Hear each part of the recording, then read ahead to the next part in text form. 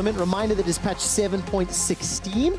And as you talked about, Stress, with those 80 carries, Tristana, one of the meta-defining picks, and even first pick worthy, banned already. Absolutely first pick worthy.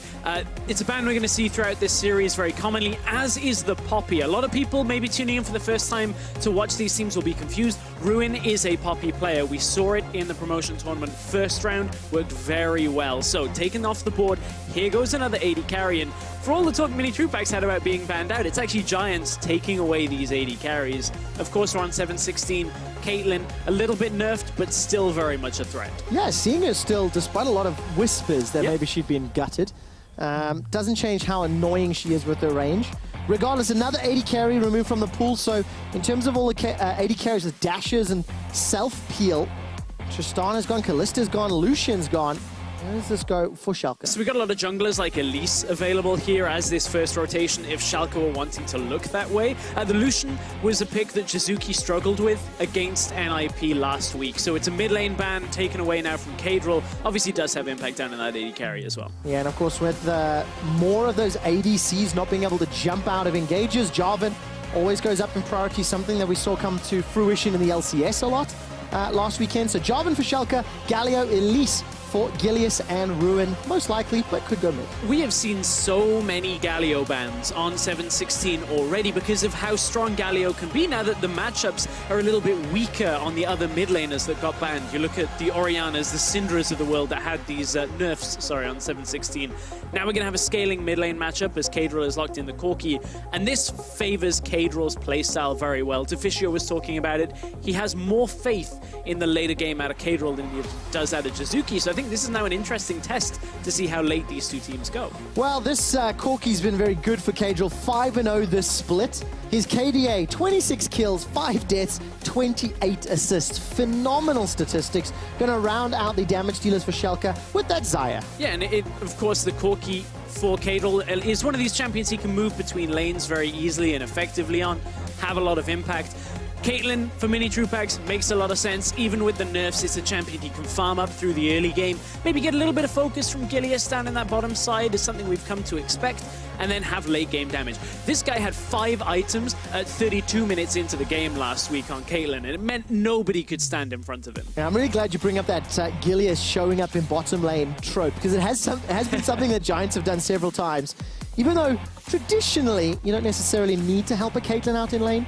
Let's see what they do. By the way, Mini Trupax's Caitlyn has only died 3 times across 6 games. So those are some of those stats we're looking at in terms of their performance. Phase 2, Rakan banned away, obviously because Xayah is locked in for Schalke. Yeah, another one of these picks as well that even without Xayah has been banned quite a lot. An engaged support can play the team fights very well.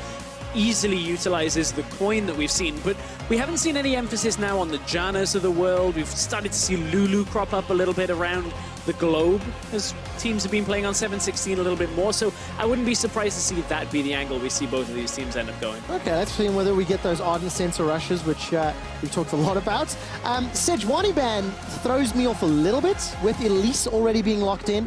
There's one of those supports, Janna, taken away along with the Blitzcrank, so support will hit a lot, but the Sej throws me off a touch, unless they know something we don't about where that's going to go. So Sejuani initially was discussed after the rework about a support and a top lane, but we haven't seen it very much. We've seen solo queue, but that's about it, so maybe that's something that'll unleash itself throughout the rest of the series.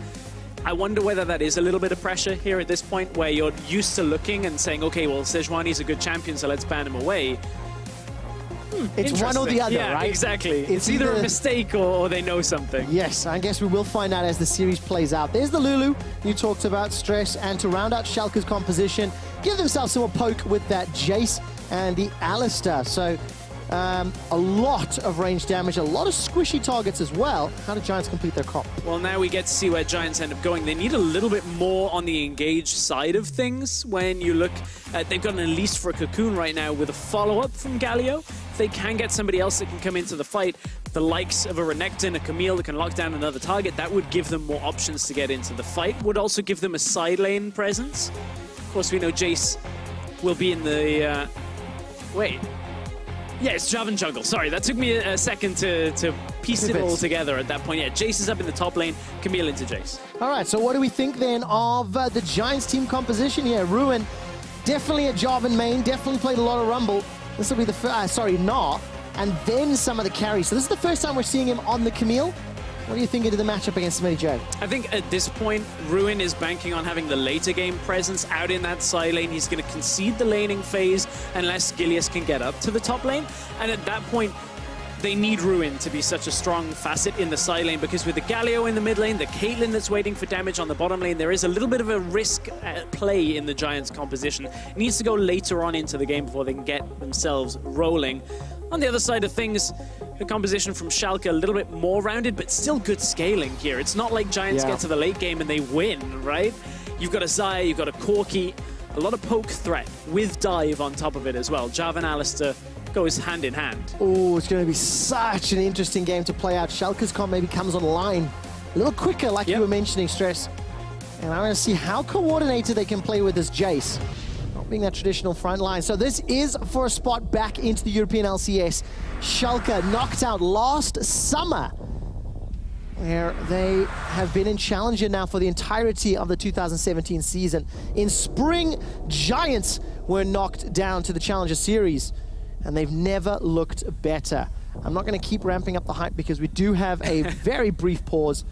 I can see a few players just chatting to the refs on stage. So once we get some more information on that, I'll share with you. So this is starting to look a little bit more characteristic of the teams that we were expecting coming into this. When you look at these team compositions, to go on Schalke a little bit more, they like to draft these quote-unquote losing bottom lanes where you don't have the early game presence, you don't necessarily have the push, but that scale very well into the game. Upset Norscaran, very well-equipped at playing from behind. That's what we saw from them regularly.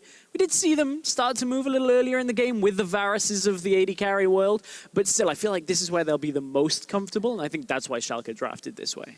Well, we'll see how well they handle themselves. It's Upset, in fact, that called the pause on the side of Schalke.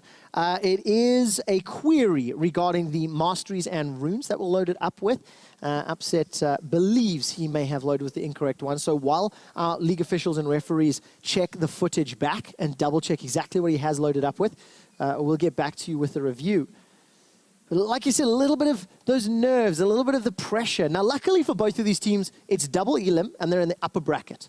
Right. So today's series, the winner auto-qualifies. They're in EU LCS next year. The loser has one more shot tomorrow, but you don't want to go to that last match where the pressure's really, really high. Exactly. Being in a situation where one win and you're in, you don't ever want to drop back down. So I think I like that you're talking about pressure, because Upset was a guy that maybe felt the pressure back in spring. Now, this is a storyline that has kind of lost a lot of its edge because Upset has grown a lot throughout the summer split, hasn't shown us any kind of nerves or pressure. But I think when you look at the growth of a player, Upset hasn't yet played in the LCS. And I think the fact that he had one setback in spring actually makes him a stronger player to get into the LCS this time around, because now he knows what he's playing up against. Yeah, definitely the case. And you know, going through those trials and tribulations, it can only help in the grand scheme of things, looking at guys like Gilius, like Memento, who have been all sorts of ups and downs over the course of their career, but still arguably in the ranks of some of the best in Europe. You know, they're still competing. I do have a quick clarification. The cause for the pause, Upset has loaded into the game with a Fervor of Battle as his keystone. He has informed league officials he believes it should have been Bloodlust. So that's what they're checking back. The referees have the ability to look back at the players' PCs and just double check exactly what is happening. So once they have run through that, we will let you know what's happening. Obviously some more water for the Giants guys. Oh, you have to. Have to indeed. Trick always stays hydrated, the G2 water boy, as some have come to call him. But this man on your screen on the far left, Gilius, is one of the more entertaining, definitely takes the showmanship to a new level, and is never afraid to share his thoughts on a matchup or a game or the state of the league. Sometimes his own worst enemy as well, because Gilius, the meme is that he talks a lot of trash and then sometimes doesn't always live up to the hype. The thing is, we're always in for an explosive jungle matchup here, because Memento is very much the same. Whenever we've had a Memento in an interview, in articles, Memento's always talking a little bit of trash himself. Always very fun to watch. And these guys, I think, very similar in the way that a lot of people underestimate them for a while. And they had a couple of setbacks, and now they've become more well-rounded players. I think that was the real forging of Challenger this split, was you took players that maybe could only play a carry or could only play the early game. Yeah. And you rounded them out. Now they're playing tanks, they're playing later game, a little more strategic focus. And I think that has been one of the real additions to both junglers and both teams overall. Yeah, and we'll see whether or not it helps them out. Stress, I have heard from the production team, the information being relayed from league officials, that Upset did misclick. And as it was player error, we will be playing through and we will not remake the game. So some of those nerves, some of the pressure may be getting to the guys. Now, admittedly, of all the mistakes to make, that is not the worst of them. Loading up with AP runes and masteries could have been much more damning. Right. I think for Upset, though, this will obviously be a little bit of a moment where he has to maybe reconsider a couple of exchanges. It will give him slightly more damage at certain points with prolonged trades. However, he doesn't have that sustain to rely on anymore. So that is the impact of this runes and, well, the masteries misselection at this point. So we're early on in the game. We already kind of laid the groundwork. Upset and Norskeren should theoretically lose the laning phase. Against Caitlyn Lulu, very difficult to deal with in the lane. And we'll see if Gilius revisits that bottom lane again, because that's where he likes to spend time. They like to bring Ruin down to the bottom lane as well. We'll see whether or not Ruin can handle this matchup as well. First time on Camille this summer. And obviously with the Elise, we always talk about it. It's one of the oldest stories in competitive league. Where will those early ganks go? How successful will they be? How much of an advantage can Gilius give one or more lane? There's 2 teleports for the Giant squad versus the single on Schalke. So they're going to have some of that side lane pressure as the game plays out, and those parties decide to erupt. Almost always in the bottom lane if you're a Giants fan. At this point, that would be the best thing that could happen for them if they can get the Caitlyn ahead from Mini Trupac. So you just saw both junglers starting on the bottom half of the map. Corki and Jace went actually in to check the Raptor camp just to ensure that there was nobody on it, as the game opens back up once again. So if Gilius can get himself into the game early on, that would be a good benefit. It's always now to do with how the lane pushes, especially in the middle lane now, for if we see one of the junglers invade. Jizuki on this Galio shouldn't have a lot of trouble against Kadril. Both of these champions received nerfs on 7.16 that we've seen have an effect. Kadril, his base AD got lowered, a little bit less harassment in the lane that he can output up against Jizuki. But Jizuki's changes for Galio were on the ultimate. The cooldown increase later on in the game, that's the focus where that's going to be. Also, the amount of damage reduction applied to the ally. So early game changes don't really affect the Galio in a negative way. Ooh, the Cocoon not finding a target means Memento is going to fancy this trade. Gilius goes into Spider form, repels to the Blast Cone, and is able to escape. But what a difference that Cocoon could have made. Exactly. That's always the fear with an Elise. If you miss the Cocoon, suddenly your trading potential goes through the floor. You don't have enough damage. But look, Memento now was spotted. This is something that we have seen teams backfire with, is when they think they've got a small lead here and go aggressive into the enemy jungle. That Cocoon's back available again, but mid lane, heavy trades. Well, even with some of those AD nerfs, Kadril's still having a great time. Obviously, Jizuki needs few items before he can stand toe-to-toe with Kadril, get a few more points in that queue for wave clear. But looking at the minimap, Stress, vision triangle setup for Schalke inside Giants half of the map. There's that ward spotting out the Krug, so Memento's going to move in and try contest. Yeah, Memento will try and just at least push Gilius back away, but now we got this bottom lane trade that all stems from the fact that Giants are trying to push this lane as much as possible. Jizuki's teleport actually allows him to drop in health and drop in CS somewhat, because it'll be offset by this Kadril having to run the cleanse against the Elise. Obviously don't want to get caught out in that middle lane too frequently. And that's where Jizuki will actually now stabilize a lot of this matchup. 3 ticks on the Corrupting Potion still left. Now has the Dark Seal to augment that as well. Should allow Jizuki to stabilize for a little bit longer, get to that level 6 point, and start looking to make plays across the map. Yeah, make plays across the map. We can see the duo lanes trading. Somewhat as expected here, the Caitlyn Lulu bullying the Xayah Alistair, and Mini Trupacs versus Upset. Definitely 2 of the very exciting AD carries in Challenger at the moment, and 2 of the guys who are really showing up at all stages of the game. You can see great KDAs, damage percentage heavily in favor of mini true packs for his squad as one of the primary carry stress. And that was a big addition to Giants in the first round of the promotion tournament. This extra damage, typically mini true packs does a decent amount, but this is a carry potential, and he really has stepped up where it is important. This guy has come from almost nowhere. Yeah. Previously, he didn't really have a following, didn't have a whole lot of people talking about him, unlike Upset, and that's where this is one of these key matchups between the two of them, because these are the headline stars now for the Giants and Schalke, and they both have such a big impact on the teams. Yeah, I'm so glad you mentioned that. Cocoon this time round connects with Memento. Thunderlords puts some additional damage down as Jizuki gets poked out by Cajal, and of course Upset, you know, has played on the international stage. I am Gyeonggi a while ago. Ruin and Smitty J keep trading back and forth. Smitty J not going to look for that shock blast. But yes, very exciting to see how these two lanes grow. It's +8 CS in favor of mini true packs. Jizuki +10.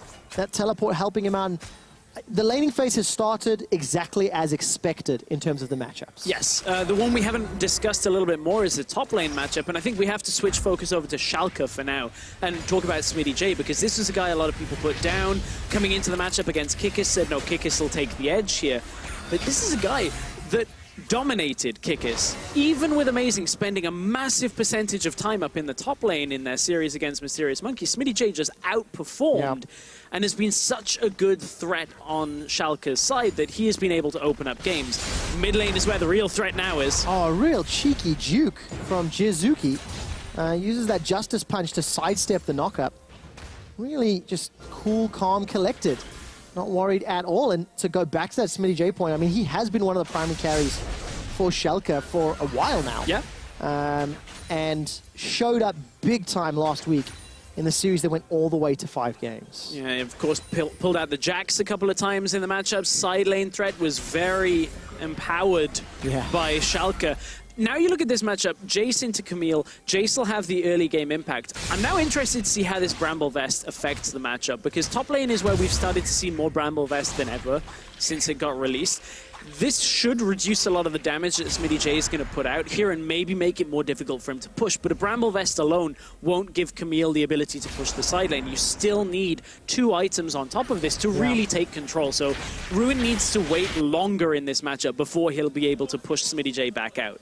Let's see whether or not he gets the time. Because, of course, now Cajal's level 6. Going to get access to that package fairly shortly and then start moving around the map. When you combo that with a Jarvan or an Alistar, depending on which lane you want to combo, there's a lot of damage that can come down. And for Giants, if they're caught napping, that's where it goes down. So, as we get closer to 8 minutes, it's a small gold lead for Giants. They've got themselves CS advantages in 2 lanes. +10 CS for Kate and Lulu. It feels good, but is it good enough? That's the question I'm wondering. In Giants' minds, it is good enough, because they're ahead in the laning phase. They're creating pressure on the bottom lane by pushing out. They haven't been punished even for a summon or anything in this laning phase. They need the Caitlyn to just slowly farm up to get as many items as possible before the fights. The one thing Schalke need to do to upset this is get the Jarvan ultimate on mini true packs. Get that flash and do it again.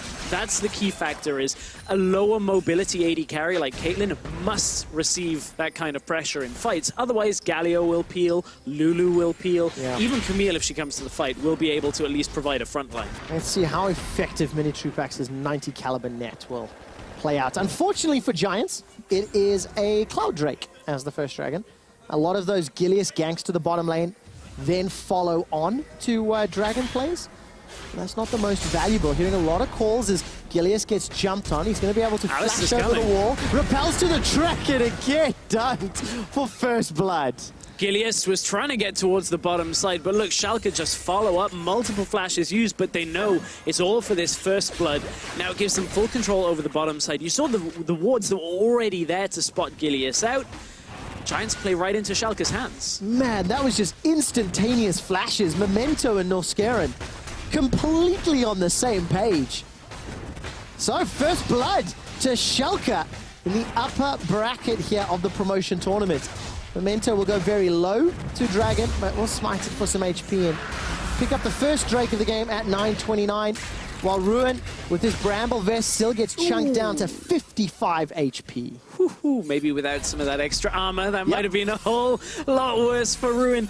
So I want to praise Schalke on the quick reaction from this. First of all, sadly we don't have a mini-map, so mid lane is getting pushed out by Schalke here, so they know Gilius is pushed too far up. That allows the roam from Kadril, the roam from Norska, an instant double flash right on top of the Spider. Maybe a little bit overkill, but still, it's first blood at this point. Schalke get the kill, get everything that goes with it with the dragon as well. All comes from the fact they had mid lane pushing. It just looked so good to see Jarvan coming down with a Cataclysm and the headbutt pulverize combo from Noskarin. There we go, the Cataclysm. I like that one. Stress, I have a quick stat for you. Just because it's teams I'm not super familiar with doesn't mean I don't have some interesting ones. Did you know that when Schalke get first blood, they have an 88% win ratio? If you didn't, I just told you. Now, that's a little bit of a fudge stat because this is a team that is 14-5. They got a pretty good win ratio anyway. But yeah, I mean, it's a good start to this matchup, and Schalke then take the lead. Well, Jizuki is going to get that torn down onto Kadril. There's the Valkyrie we talked about, an insta-flash. So, Stress, all those summer spells and early plays you wanted to see from Schalke, they've got them aplenty. Yeah, now they've even got a tower from it. The teleport was used by Smitty J to get himself to the bottom lane, and you speak about the first blood going into win percentage. I mean, that's just how good Schalke have been at snowballing games. Both of these teams have been very good when playing from ahead. It was only really in the first round of the promotion tournament we saw Schalke be challenged a lot. Their series against Mysterious Monkeys was the first time they really got dragged later with big difficulties, and I think that has kind of given Schalke another edge here because look, they've got the early game advantage, they know how to hang on to it, and they've drafted well even for late game scaling here, whereas Giants, they basically are going to have to rely on mini Trupax a lot to stay in this game. Yeah, and it's going to take a long time to power up. In the space of a minute and a half, Schalke got first blood, first tower, first dragon, and a secondary tower as well. The stats team just pinged me as well and said when Schalke get first tower, they have a 90% win rate, which is insane. But I want to talk about win rates really quick because both Schalke and Giants have been phenomenal throughout the course of the summer splits. If we actually just look at the win-loss for Schalke throughout Challenger Series, Summer, and Promos, you'll see they got 14 wins and 5 losses here for Schalke. And that's an impressive run, but it's only beaten by Giants if we look at their win-loss, where that one blemish, the little loss in the middle, was in fact Schalke. Yeah, exactly. Those two downwards trending lines were just the losses to Schalke. Without that, it would have been an unblemished record up until NIP. But you can see that series from Schalke versus Giants was quite an unorthodox series. We had things like the Yasuo top lane coming out. Schalke kind of dug into a bag of tricks to try and figure out how to play against the Giants. And that's not the same Schalke I see right now that is playing up against Giants. Schalke, a lot more composed, a lot more standard with what we've seen from them over the last couple of weeks. And I think this is the Schalke people expect to see, looking very crisp and clean. And it's just so exciting when the two squads that come from Challenger, former LCS teams, took down current LCS teams, and now one of them will re-qualify after the best of 5. So how do Giants recover? They're stealing a blue buff. They're pushing down this top lane with mini Trupax's Caitlyn. Ardent Sensor completed for Jack Troll, so throw down that help picks and the Ardent Sensor buff, and mini Trupax is already going to be hitting like a truck. So I want to keep an eye on how much damage he can put down. So how do Giants get back in was the question you asked during that. And Giants, we already said they're relying on mini Trupax. That's one way of getting back in, is waiting, biding their time.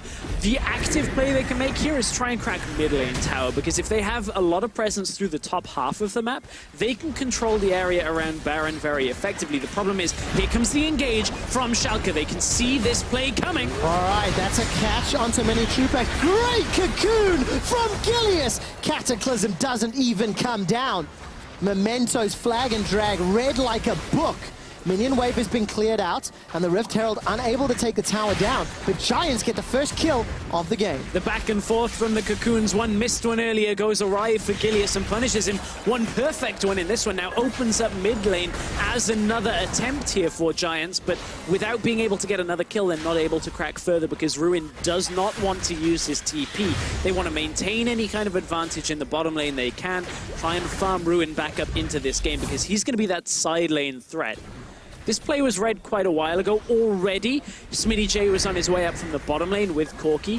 They get the indicator Rift Herald is coming, spawn it behind the tower just that it comes in and makes sure they get the damage down. But from here, good response from Schalke initially. Cocoon connects and then stuns Jarvan after he lands. And from there, Schalke, they've lost some of their front line. Smitty J not feeling confident enough to come in. They didn't actually end up getting the tower from that for Giants, but it's so low, they will eventually get it. Yeah, so much damage from the Rift Herald. And you mentioned it just before the replay started. Ruin down in CS, nearly 30 to Smitty J right now, thanks to some of the plays. And Giants at 15 minutes, just marginally behind. It's around 700 gold. Next Dragon's a mountain. You absolutely want to contest that one.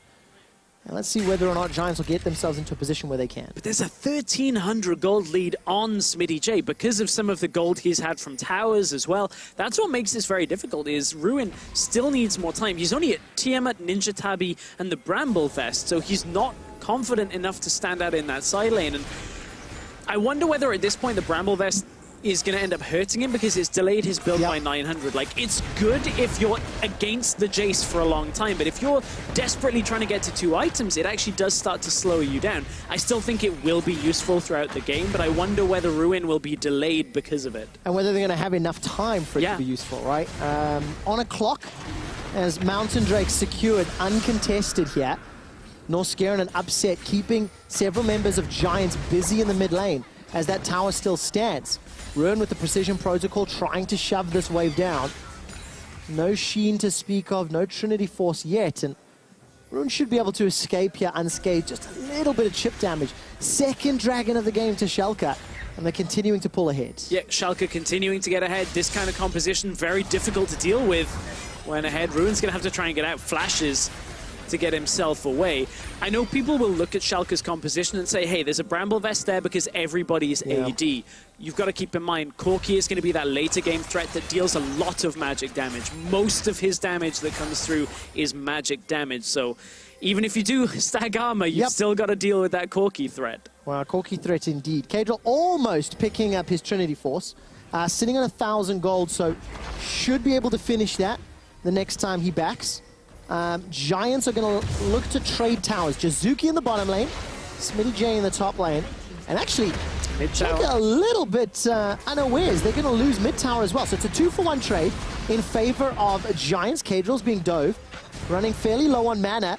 Here comes the rest of Giants as well, though. Yeah, this is going to be an easy tower dive for Giants. Shizuki's going to tank it up, looks to get the smash down, gets the flash as well, ace in the hole, secures the kill. Well played, and they'll secure the tower. So, Giants secure 2 towers. The top lane push from Schalke is trying to secure the second for them as well, and with a Jace, you can just hypercharge that tower down very quickly off the W. I agree, if initially it looked like Schalke weren't reacting in time. I think they had assumed Kadril could hold that lane a little more comfortably, just kill the minions, but as soon as Giants start trending down towards the bottom side, Schalke are just trying to pick up anything, and it ends up, they do still lose out on the tower trade, but it's 3 towers for 2. That's a lot of gold just swung into both teams, ready to set up our first real big fight of the game. Oh, it's so exciting. We're getting close to 20 minutes. Giants with a comp that scales very well. I mean, both squads do. It's an even game. 900 separates them. Very, very close indeed. And just, it's like chess pieces. You know, you read the map, and Giants, they get a very good play into Kadril. His Valkyrie was interrupted. Yeah, the important thing there, Kadril's Valkyrie is interrupted, so he can't get through to get the Phosphorus Bomb out onto the minions. He's looking to just cut the wave and push back as far from the tower. So Jizuki can't damage him under tower, but he took too much in the beginning of the trade. That means Giants are able to just surround him, get the tower down very easily, and just a good read by Jizuki on that pathing into the lane denies any kind of defensive play out from Schalke. It's just crazy. 2 towers for 1. For 2, in fact. because both of the top lane turrets were taken by Schalke. So crazy tower trade. Kills secured by Giants. And now we're moving into the mid-game. All right, mini true packs. 1 kill, 1 assist. Infinity Edge, rapid fire cannon, and a Lulu for support. The first makings of Trinity Force for Ruin, while Cadrill's got his upset working towards that Essence Reaver. So the power spikes are coming in, slowly but surely. It just feels like nobody really wants to stand toe-to-toe with mini true packs if Jack Troll is around. Somebody will have to, though, and it's not necessarily toe-to-toe. They're going to have to just try and smother him as much. Memento, if he cannot get that ultimate down onto the Caitlyn to burn the flash, that's a massive problem from Schalke because he is basically their primary engage here. Now, there's a lot of follow-up crowd control that comes after the Jarvan. If any of that sticks as well, they should be able to kill mini true packs. But look, with the amount of damage reduction from Galio, the ultimate shields, exhausts on Jack Troll that can actually keep the Caitlyn alive, we're getting to a very deadly point in the game here because that Ardent Sensor will empower the Caitlyn. It's not enough that on 3 items she's that massive threat, but still, it just makes it even stronger. And Mini Truepax has gone unfazed throughout this entire game. Yeah, no real threats just yet. Upset 0-0-0, opposite number.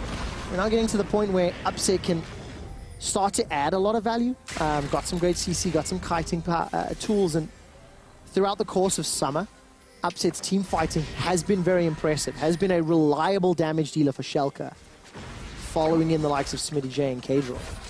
There's an interesting dynamic at play in this game with these two compositions that go later on, because Smitty J and Schalke will trade. Ooh.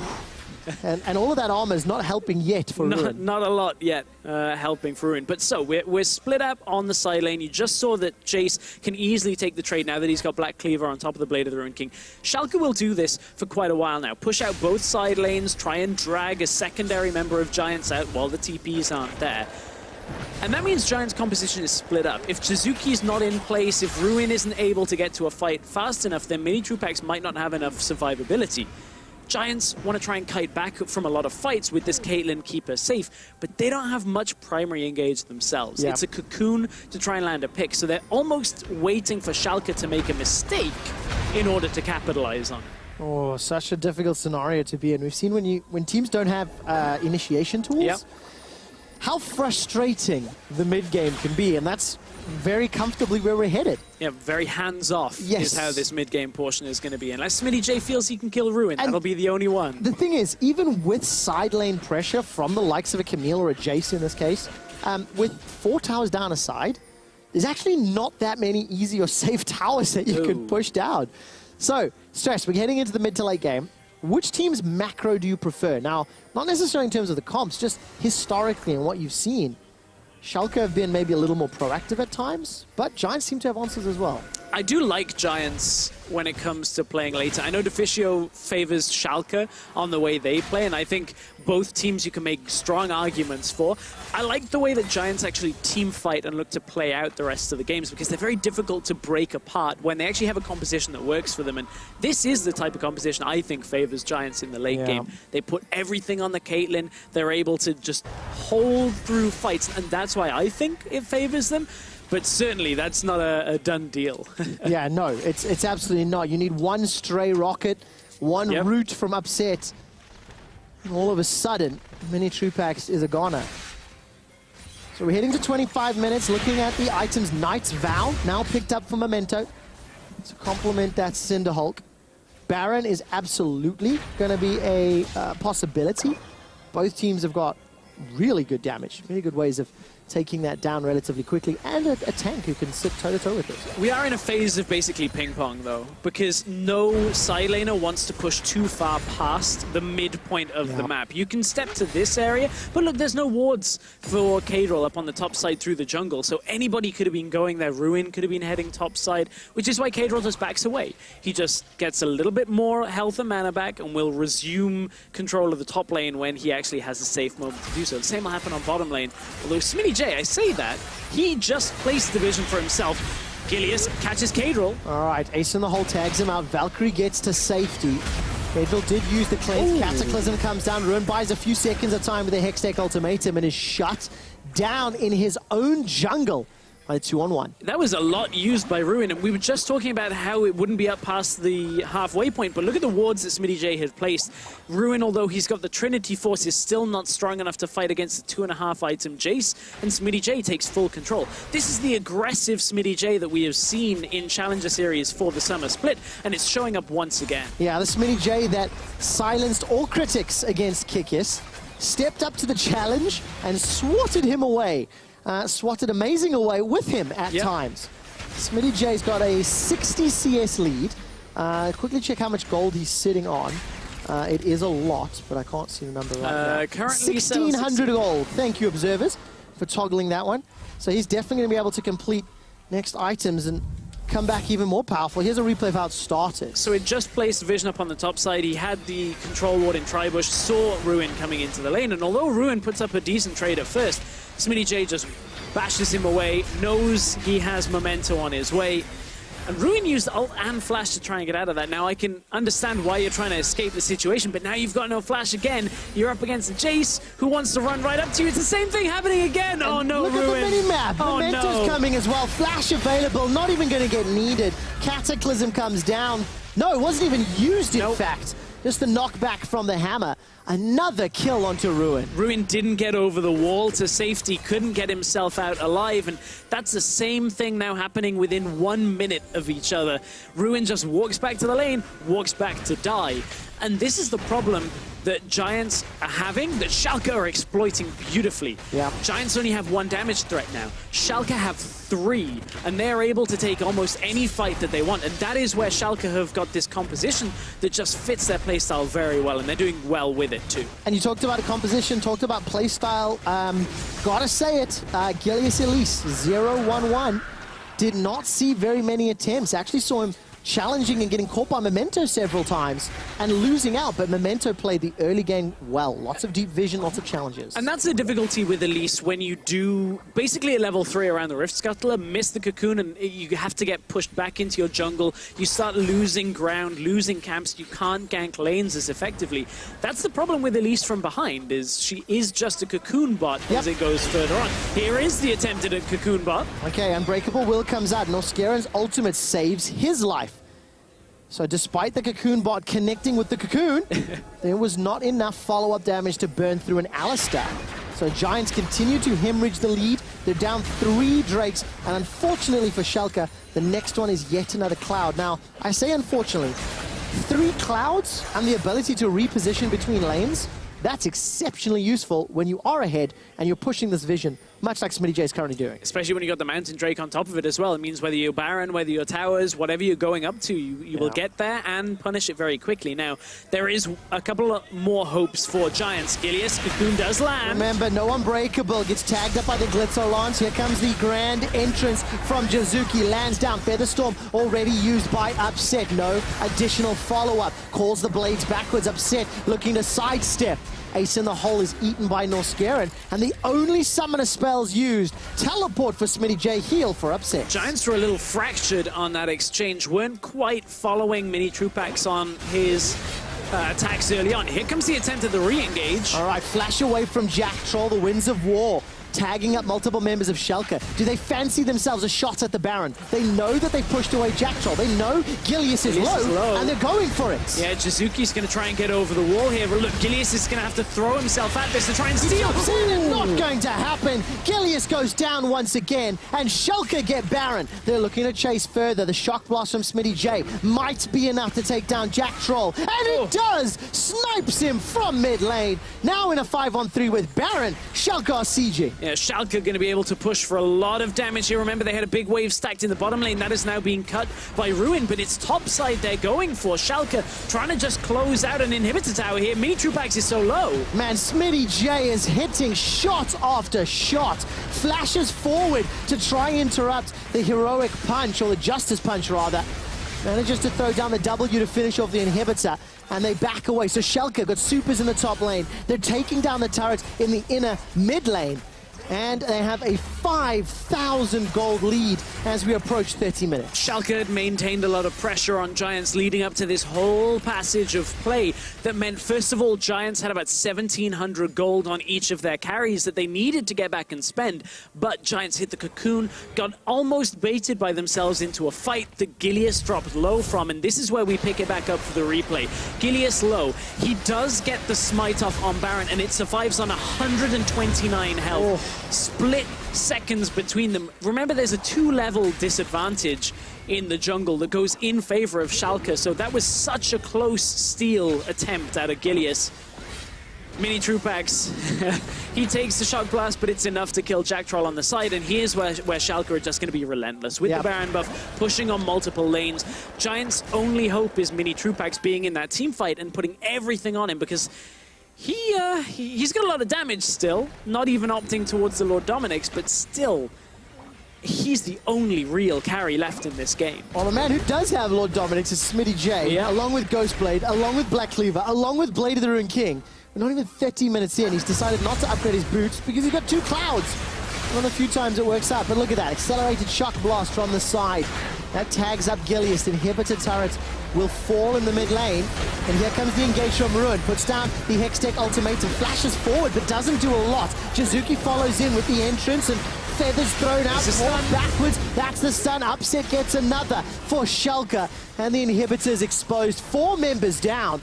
This is turning into a crushing defeat for Giants. Yeah, Schalke looking incredibly strong in game 1, drafting more carries, facilitating their lanes as well, making sure Smitty J was ahead in this matchup. Ruin has never got in the game, and it means Giants haven't had a second carry.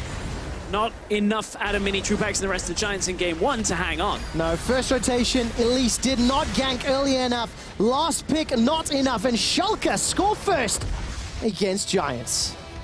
Good performance out of Schalke, recognizing that if they can put top lane ahead, get Smitty J as much presence as he can possibly have on the game, then Kadril and an upset will just be fine in the late game. They'll get there, they'll be able to take over, and that's exactly what worked out well. The man that helped score first, Smitty J, the last to leave the stage. What a great performance. Do you know, it just, in this game, it never felt like Giants got rolling. No. It never felt like their composition got started or got into a position where it could combo. And I just have to call out Gilius again on that Elise.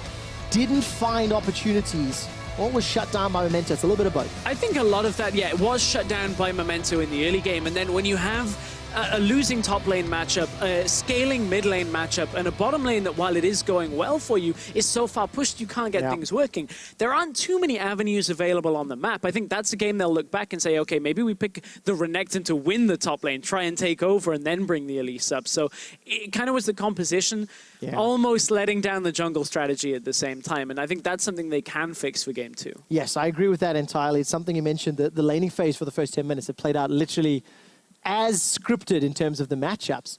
What does this do for confidence now for Giants as a squad that, you know, they didn't really get started. They looked arguably better last week. They've had a better win-loss, but Schalke is the team that 2-0'd them. Schalke is the team that crushed them in the regular season. I think we might see Giants kind of go a little bit different on their bans here. They banned so many 80 carries. Yes. They even banned the Lucian coming out here. I wonder whether they'll take away something like Desire that we've seen out of Upset a whole 3 bunch. 80 carries, 2 supports. I mean, all 5 bans to the bottom lane, and Upset wasn't the reason they lost the game. And the difficult thing now, really we have to look at it, is the likelihood now, we have got a couple of minutes before sides get locked in.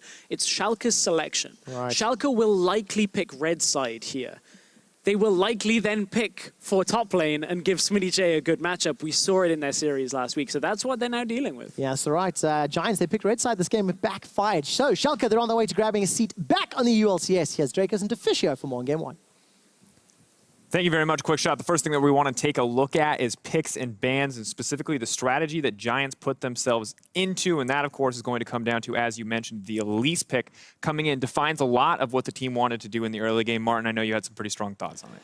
Well, obviously, we know what Elise wants to do, you know, get laners ahead in the early game, and you need to be super active, and you need to pick the correct lanes to play around, and this is where I felt like Giants' comp went against the playstyle of the team, because when they pick Elise and then the Camille top lane, that's a combination where you need to play around the Camille. It's not a great matchup against Jace on its own. You have a bit of gank setup with the Camille stun and then the Cocoon, but when your jungler is then spending all his time on the bottom side, then this draft doesn't really connect with what you actually want to do as a Giants team. And we have to give some credit over to Memento. He did play a very aggressive 100%. early game to shut down any kind of level 3 early support ganks. But at the same time, we saw Gilius almost immediately, once one gank failed top lane, just go, okay, I'm never going back. We're going to bottom lane. It's never going to happen again. And that led us to kind of our first blood setup where we're like, Gilius playing on the bottom side, maybe when it wasn't the right choice. As we get that replay up, we can look at exactly what went down here and why kind of some of these issues appeared.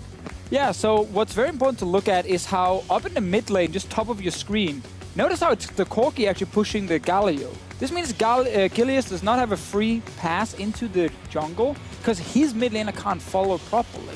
His own bot lane is also really far away, so this invade is kind of like what I like to call really high risk and very low reward. Because the greatest reward you get is you kill a control ward. That's about it. So he's busy on the bottom side dying. Meanwhile, this is happening top lane. Remember how we said this Camille would kind of struggle against the Jace? Might need a little bit of support there, yeah. Yeah, this kept happening over and over and over. And we saw the Bramble Vest come out, and when you're a Camille and you have to skip your Tiamat or your Sheen in the early game to itemize Bramble Vest because you are so far behind, it feels like there's really no options left for you. Why not just pick a tank then? You're still going to lose the lane, but at least you're going to be useful in team fights. Like, it was kind of weird for me with Giants' strategy with Ruin up in the top lane, because if you do want to pick him a matchup like this, play around him for once. If you don't want to do that, never give him a matchup like this, because it will just end up like we're going to see in the next replay. Yeah, that is a tough we can bring this up now. We want to take a look at Smitty J, some of the fantastic almost 1v1 opportunities that he got, and more importantly, kind of the thought process behind what he's looking to do in each of these plays. Yeah, so basically, in a situation like we have here, as Smitty J, you're winning the side lane, you're a strong split pusher. You have a few choices of exactly what it is you want to do. There's one choice, which is call over your jungler and try and kill the guy you see right here, this little split pusher. And then you try and hard push up this top lane. At the bottom lane. The other option is when you have a push like this one, you start moving towards mid lane because there's still a mid lane tower over here you want to kill. And when this guy can actually move and appear behind them and poke them and force them off, they need to back away and you can kill the mid lane tower. So there are two really good choices because Smitty J is winning. He goes for the I want to be the carry choice. So when we roll the clip, you're going to notice how it's Memento who's been called from the mid lane to go join Smitty J in the side lane and then try and punish Ruin for feeling that he can actually push almost to his own tier 1 tower. Jesus Christ, disrespecting the Jays. And obviously he ends up getting destroyed 1v1 and then Memento secures the whole thing. Nothing you can do, even with the Hextech Ultimatum, not a lot of options yet. And of course, this wasn't the only 1v1 that came out. We want to take a look at the second one as well, and specifically one of the really strong micro interactions that when Jace gets ahead, he can abuse so aggressively. Yeah, notice how Smitty J is not using his E in hammer form just yet. He's like, there's one thing I need to interrupt, and that is the Camille jump. When she, connects to a wall and she wants to appear on the other side, you can interrupt that as a Jace. It's one of the reasons I really hated this 1v1 for Ruin, and I felt so bad for him. So when we roll the clip, you're going to notice how Smitty has been saving it. Bam! Smacks her right there. She gets stopped. She can't get away, and she just doomed. You try to hope for the best, but at this point, you're bleeding out of your top lane. It feels like there's not a whole lot of options left for Giants now as we look forward to Fischio. I gotta say, it feels like draft changeups are the biggest thing because in this game, I feel like Giants kind of out of the gate gave themselves a way harder game than they needed to with the draft that they chose to go for. Yeah, I think Giants lacked easier win conditions to try and execute. Because when you're stuck in this situation we just saw here where your Camille is losing, of course, and getting pushed in, you need then to have like a really strong 4-man group that you can like hard engage on the enemy team. So when Smitty J is split pushing, you engage on them in the mid lane. They had things like Lulu and Elise. Like, there's no hard engage here. So they couldn't even start a fight. There's one Cocoon, Martin. Don't you ever say There's one Cocoon. That's it. They could not start a fight anywhere. So they were just losing in the side lane and going even in the mid lane without really applying pressure. And I actually think Giants played okay despite the tough comp they had. But that is a good change I want to see. I think Gilius on a big tanky jungler where he can just be super strong in team fights and still have a bit of an early game presence might be better than the Elise pick. Because if you're just going bot lane anyway, it's very easy to ward against that early and stop Elise from snowballing. Yeah, we saw Memento very equipped to do it, but we'll